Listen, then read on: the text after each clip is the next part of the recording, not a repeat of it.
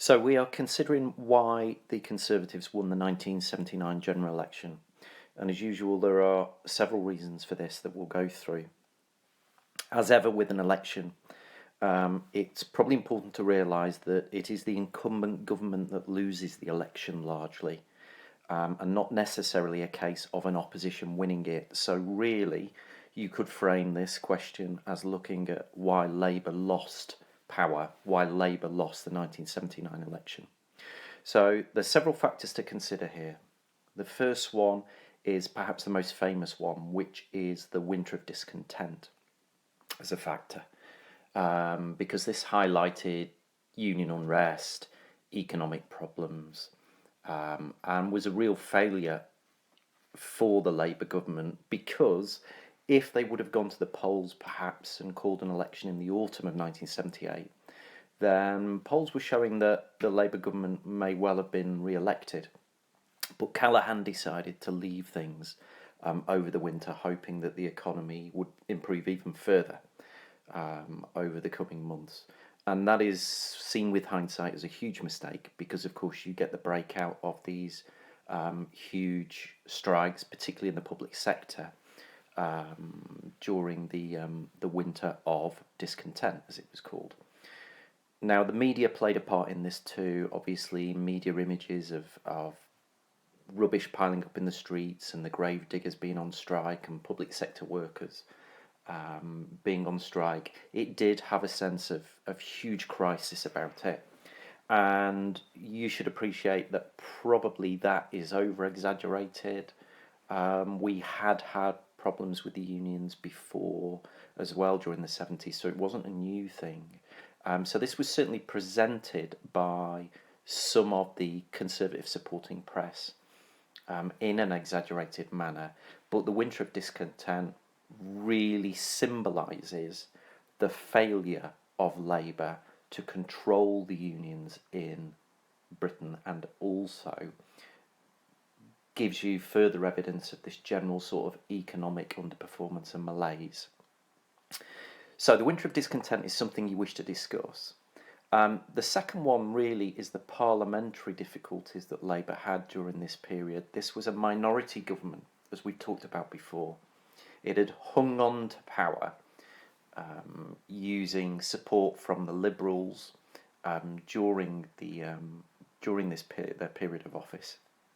Now they did allow, as we get into 1978, the pact with the Liberals to fade away into lapse. Its majority was practically wiped out in by-election defeats too, and Callaghan's government became very dependent on the support of the Scottish Nationalist Party in the Commons. Of course, then we have the price for that was the referendum on devolution on a Scottish Parliament, which the Scottish Nationalists were given by Labour. But that didn't work out because the circumstances of the devolution, the rules regarding turnout, it did not provide a clear mandate for a Scottish Parliament to be set up, and as a result of which the SNP MPs withdrew their support from the government, and that is what led to a vote of no confidence in Labour and Callaghan, and that leads to the election being called as a result of that. So it is important perhaps to talk about the breakdown of Labour's parliamentary, very slim majority that they have during this period, and it could be argued that they could have managed that more effectively. Now, the third thing we need to talk about is generally the performance of Labour too as a government.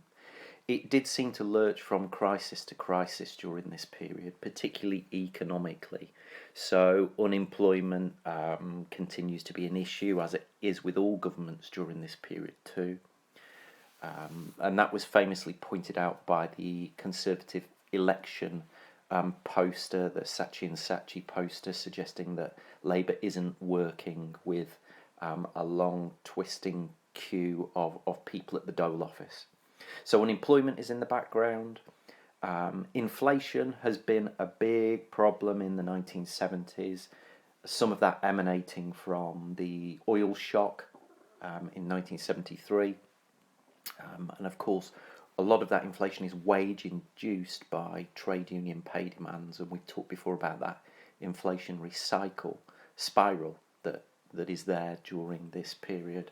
So there's unemployment, there's inflation, trade union issues, trade union problems, and strikes are a constant throughout the 1970s, brought really into sharper focus by the winter of discontent, and just a general feeling that Labour just was not able to solve Britain's economic problems during this period. As well as that, their leadership of Callaghan seemed a little bit sort of relaxed and detached from this, and not dynamic enough that somebody needed to grab the bull by the horns and sort Britain's problems out better than what was being done at the moment. So Lynch talks about sufficient delusion amongst electors about Labour's performance during this period.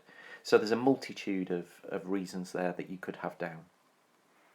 Which brings us on to the Conservatives. And what did the Conservatives do to exploit this opportunity, following on from Labour's poor economic performance and the winter of discontent during this period? Well, the Conservatives presented themselves as better suited to tackle the problems in Britain's economy. They wanted to tackle the unions. They saw them like people were becoming more accustomed to as a problem in the British economy rather than part of a solution. They wanted to tackle inflation and balance the books. And Mrs. Thatcher was very determined and believed that inflation was the number one problem that the economy faced, and that nothing would go right unless that was tackled. Something we'll talk about in the future when we look at her policies.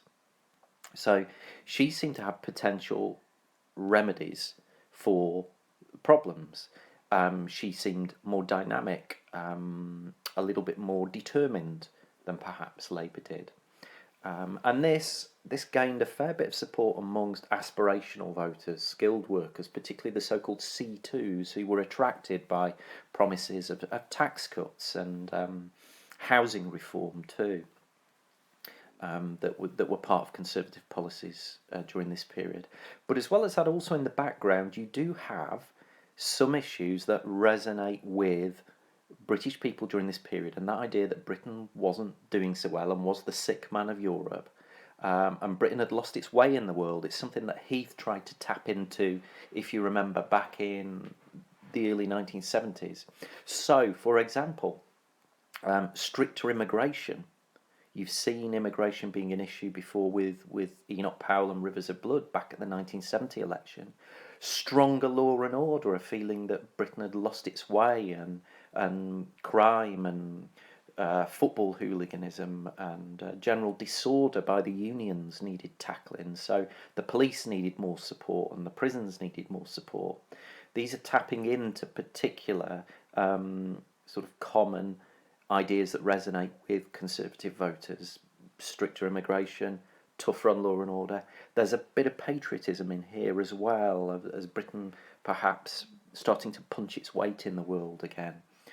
So all these things are there as potential reasons to get Conservatives out to vote, and also change the mind of some Labour voters, some more aspirational Labour voters, the C2s, the skilled workers perhaps, to support the Conservatives for the first time in their lives. Press support as well comes in. The Sun newspaper supports the Conservatives at this election. There is slick campaigning during this campaign by advertising agencies like Saatchi and Saatchi getting involved with the Conservatives. And the Conservatives do use television very well during this period as well. So their campaigning was sharper and more professional, perhaps, than Labour was.